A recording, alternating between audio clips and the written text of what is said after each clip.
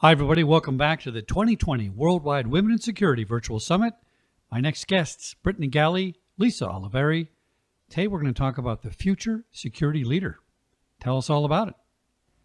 Well, thanks, Chuck. I think I'll kick us off here and give a little background as to how this topic about talking about the future security leader came up. Brittany actually approached me back in January of 2020. We were both at the ASIS Leadership Conference, and she approached me and was talking about how it would be a great idea to actually do some research into what the emotional intelligence of chief security officers looks like in comparison to the EQ of young professionals. And so Brittany went ahead and we talked with the ASIS CSO Center leadership, and there was a lot of support for this initiative. And I'm happy to say that in February of 2020, there was a CSO survey that went out, and it had one question. And the question was, what are the three most desired qualities you'd like to see in the industry, young professionals, that would make you hire them on the spot? And 284 chief security officers took the time to respond to this, and the information that was received was really quite informative. We saw 50% of responses come back and say that teachability was one of the most desirable qualities. And then you can see on this slide, they also said that certifications and education were very important, networking skills, instinct, and hustle and drive. So it was a great first step into really trying to understand this a bit more.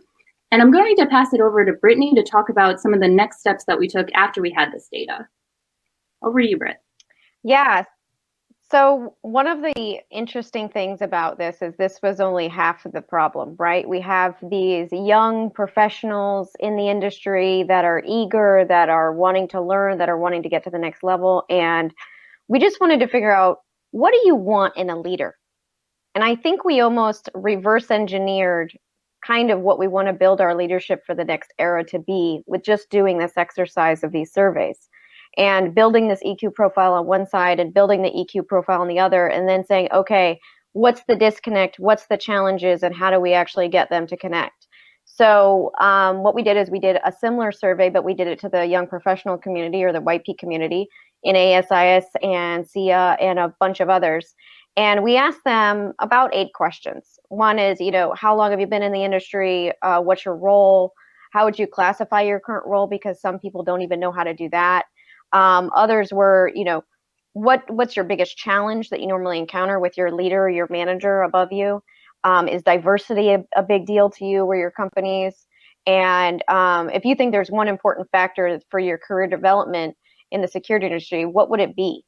And others, there's a couple others too, like what's 3 areas of focus you'd like to learn about? So one of the biggest, or I'll say some of the biggest takeaways from this survey from the YP is that what was interesting is that a lot of them are, I'll say in just response to question number 1, what's the biggest challenge with leadership? What we found was that a lot of them were saying they're more consumed with budgetary or cost initiatives, or keeping their job or getting them ahead, that they've forgotten about what it's like to be the boots on the ground, the lower level role inside of either the company or the security business unit. And that was really interesting, because what they feel is you can tell they could feel detached. They feel detached from that leader. And a scale of 1 to 10, for instance, on the next question, how important is team and community and team and diversity in your company? And is it even a decision maker? What was interesting is we rated this, 1 being the least important. I will say after weighting all the scale, it came out that it was 3.9. 3.9 was the number of how important it was, which I thought was really fascinating because that's pretty high. But at least it's there. I'm glad it's that high, that it's really important to that generation for a diverse team to get lots of opinions, to get lots of perspective was really the key want there. They want all the opinions and the perspective from lots of people. That's what that generation is searching for in a team and a diverse culture inside of a company. And then the other bit, so what do you think the number 1 most important factor in your career is, and in the industry to progress? This was really fascinating because in the CSO survey that we sent off, what they said is okay, well, we want you to be teachable, obviously, because 50% wanted that. But certifications and education came back as number one at only 14%.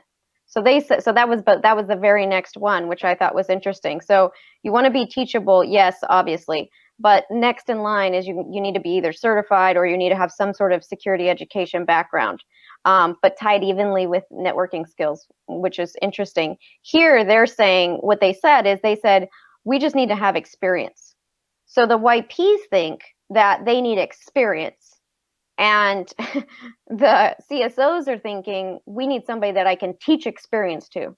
So that was a really interesting, I thought, connection or even disconnection in thought process of those profiles. The next one. So have you ever felt there's ever any opportunities in your organization for career development? Well, in this case, they said, I'd say 60% said no. And it's because they felt as if they've been left behind. I'll say that their comments, when their comments came in, it was that everybody's so worried about everything else that nobody's really cared about whether I have a career progression either at this company or even in the security at all. There's about 40% of the companies that says, oh my God, I work for this great company and they've built this great pathing. And the day I signed up, they have a role and how it progresses to the company and where I can go. And I'm really excited about it. What was interesting about that 40% is when their responses came back, is it was a very structured role progression into something like project management, security project management, or analysis and security analysis. And that was really interesting because that's where that future generation is headed, is that analytics, data, big company minded security, technology mindset. And the other 60% are they're just I'd say disappointed a little bit. And then that's also, I think, goes back to why we sometimes see this disconnect and this drop off of young professionals that, they come into the industry, they get frustrated or they get lost and then they leave, right? So much talent that just ends up not having anywhere to go and try and build to. And then the other thing is I thought was interesting about when we asked them, what are the 3 areas of focus you'd like to learn more about? In this case, it was really interesting because I expected to hear things like, okay, I want to hear more about access control, or I want to hear more about the CPP or certification programs, or I want to hear more about how to be a good leader. I will say that when this came back, over 60%, their first response was cyber. Their second response was AI. And their third response was either ESRM or or leadership or that kind of thing. But cyber was huge. So what we see is the connection now between that whole generation, that whole area, all those roles, they are geared towards technology. And this, we knew, I can say that a little bit, but now we just need to be able to leverage that talent to go and help them grow into that cyber, that AI, that really technology-based security intelligence that we can then leverage to, of course, secure the world. Miss Lisa, did you find there was a disconnect in any of this between, let's say, C-level people and younger people? Because those generations have different ways of doing things nowadays. I'm glad that you brought that up, Chuck, because this is something that Brittany and I have been talking about offline now since we had the results from both surveys. So if we look at that slide that shows the responses from both the CSOs and the YPs in their responses, if you read this and just take it for what words are on this slide, you would read it and probably say, definitely, yes, there's a disconnect, and it's very clear because what we're listing there from the CSOs, what they want from YPs, and then what the YPs want from their leadership, they're not exactly in sync. But what Brittany and I were talking about is that, these surveys were a first step into diving deeper into this subject. We presented the CSOs with one question, and we had an overwhelming response. And as Brittany just talked about, we asked several additional questions of the YPs and got a really robust response from those 87 YPs who responded. So I think from my part, I would say that we may be a little too early in really saying definitively that there's a disconnect, I think we would need to do some additional surveying and additional research into a little bit about more of how CSOs view leadership to the YPs that are working with and for them. But Brittany, I'd love to hear, a little bit more about what you think of that. No, I completely agree. And I think that this was a really good start to a bigger conversation that we should have and help develop in the industry, right? Because if people know, then they can do something about it. What we need to do is actually do, again, like you said, we need to go one another layer deeper, peel back the onion and say, okay, well, now that we have this, what can we do to help leverage it to then connect the dots, right? And really build a path for not only the YPs, but build a path where leadership can get the talent they want. I think that's really important for CSOs and that executive level in the security industry right now. They don't know how to get the talent and they don't know where to go, right? I mean, many industries are facing this right now. And there's so much talent out there. Gosh, we've seen it in these different, I'll say, young professional conferences like the Accelerizes and all that. These guys are so eager and they're ready. And then we just have to figure out, okay, well, how do we get the bus rolling, right? And how do we get everybody, including executives and the YPs, on the same bus going to the same place? And so, no, you're absolutely spot on. I think this was a great start. We'll be doing something, hopefully, Lisa, in the next, let's say, few months, rolling out, after GSX, something like that. But I would absolutely love to follow this back up with our next set of data, our next set of analysis for these EQ profiles, for a CSO EQ profile and a YP profile, and just connecting the dots. The CSOs are all about putting in your time, working hard, paying your dues, gaining the experience so you're desirable. And on the YP side, it seemed to me I need gratification. I need to be the C-level guy 2 weeks from now because I'm smarter than you. And there's a disconnect between modern knowledge and experience that I see. This is the gap. They don't want to wait on the younger side to get there. And part of getting there is gaining an experience so you become the good leader. You can't necessarily become a good leader just right out of college with all the knowledge. You have to have a balance of those two things. Absolutely. And one of the biggest learning lessons as a young professional that I learned was patience. Patience to learn. And learn things you didn't even know you needed to learn until you went through them and they were hard and they were tough and you cried and then you stood up and you said, okay, it's time now to move on and figure this out and be better. And that was the biggest, I'll say, thing that, the rock stars learn that lesson and they learn it fast and they fail fast and then they get back up and they fail again. And the other ones that just give up, they just give up, right? That's not rock star talent. But what we're trying to do is encourage all those people that want to give up not to. Keep pushing, right? Have patience. Keep going. Is this a generational thing? This seems unique to me. I was also your age one time where I had a different attitude. Is it instant gratification? Is this the new flavor of the day for younger people? I don't understand why they would give up, so to speak, and move on to another pathway instead of waiting to get what they want.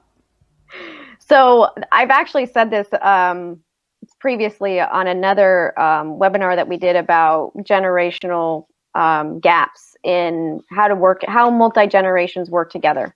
And that was one of the things, is that they want that instant reward. They want the trophy for doing their job. They want 5 trophies for doing their job. They want lots of trophies for doing their job and saying, I want a pay raise, and I want a title, and I want these things. Okay, great. The disconnect is that you have to understand that these generations below, and I would say even I'm in kind of an older YP, but these generations below, the way they were not only raised, but incentivized as little babies and children and on soccer teams. Everybody did get a trophy on their soccer team, right? So the idea, I think, here is how do you as a leader be able to give a non-physical trophy to each one of your team members every single day, every single week? And I think that rather than have a distaste in our mouth for this generation that wants that trophy, how do we as leaders then do a better job of motivating the entire team to work cohesively towards a goal for the whole organization, rather than trying to say, hey, you know what, there's a very clear progression here, it's going to be, seniority gets it, those types of things. That is not what this generation's interested in. They're looking at it like, hey, we're all going to get a trophy together when this is at the end. We're all going to get a trophy at the end of the project, at the end of the year, whatever it is. Let's all just get there together. And I think that's the difference, is understanding that, these kids or generations below us were incentivized from day one just to be alive. How do we take that, leverage it, and then reapply it to, okay, here's how we're going to go and everybody gets a trophy at the end of the year for this company. Let's all do it together. So I think, Brittany, I would just add to what you were saying, and in response to Chuck's question, that is an area that I think I'd like to see us dive deeper into in our next survey, because I really do wonder sometimes how much of the impression or the reputation that young professionals have, the younger generation, the millennials, however you refer to them, how much of that is perceived versus real life experience and personal experience with young professionals. So it is, I think, easy to generalize or to summarize based on interactions with a few, but I would say, serving as the co-chair on the ASIS Young Professionals community, seeing how hungry and how motivated our young professionals are just within ASIS in our community itself, I do think that there are a lot of YPs that don't fit that description. And I think, Brittany, you could probably agree with me, because we work pretty closely with some of those on a regular basis. So I think it'll be really interesting. I'd love to ask CSOs that question, though, and get their unbiased responses so we can actually follow up on this and find out, actually, yes, a whole percentage, a lot of CSOs have encountered that, and that's why they have that perception. Or maybe they've just heard nightmares and they really don't want to deal with it, and it's easier to really go with someone who has a much more seasoned experience and profile and CV versus taking a chance and jumping out on a limb to go with a younger professional who may need more support or leadership in growing in their career. Our guest has been Brittany Galli, Lisa Oliveri. We've been speaking about the future security leader. Excellent topic. Thanks so much for coming on the 2020 Worldwide Women in Security Virtual Summit. Thanks, Chuck.